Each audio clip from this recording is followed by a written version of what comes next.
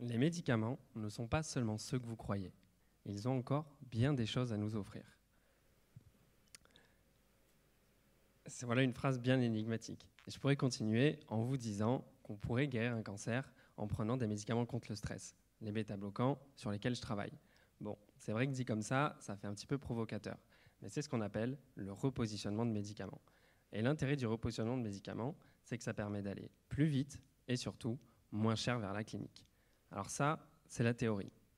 Ça fait très envie, c'est très beau, mais en pratique, ça donne quoi ? En pratique, ça marche, mais pas n'importe comment. En fait, ces médicaments qu'on repositionne dans les cancers, on ne les utilise pas à leur plein potentiel. Je m'explique. Lorsqu'on repositionne un médicament dans une nouvelle pathologie, comme un cancer par exemple, puisqu'ici c'est ce qui nous intéresse, son mécanisme d'action, et donc comment et pourquoi il fonctionne dans cette nouvelle pathologie, est en fait encore inconnu. Pourtant, en identifiant son mécanisme dans cette nouvelle pathologie, on pourrait l'utiliser à son plein potentiel. Et par exemple, identifier les patients qui répondraient au traitement et ceux qui n'y répondraient pas. Le problème, c'est que de déchiffrer le mécanisme d'un médicament repositionné, c'est très compliqué. Trouver sa cible, c'est un petit peu comme chercher une aiguille dans une botte de foin. Je pense que l'image, elle parle d'elle-même, c'est pas simple, pour pas dire impossible. Mais ça, c'était avant. C'était avant, parce que trouver une aiguille dans une botte de foin, c'est exactement ce que nous permettent de faire les approches de pharmacoprotéomique que nous avons mises au point au laboratoire.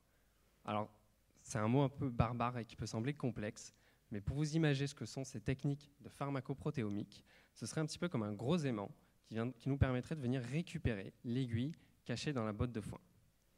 Bon, aucune technique n'est parfaite.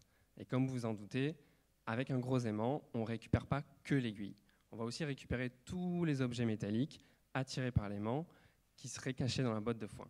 Mais nous, derrière, on peut faire le tri sur tout ce qu'on a récupéré et venir identifier l'aiguille et donc par analogie, la cible qui médit l'activité du médicament.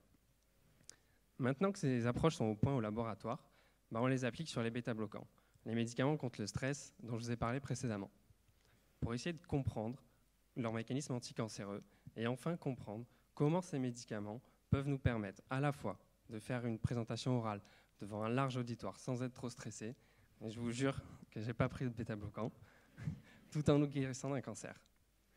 Alors pour résumer et prendre un petit peu de recul sur ce que je viens de vous raconter, ce que l'on pense, moi et l'équipe de recherche dans laquelle je suis, au Centre de recherche en cancérologie de Marseille, c'est que les médicaments qui feront avancer la recherche contre le cancer, ils existent déjà.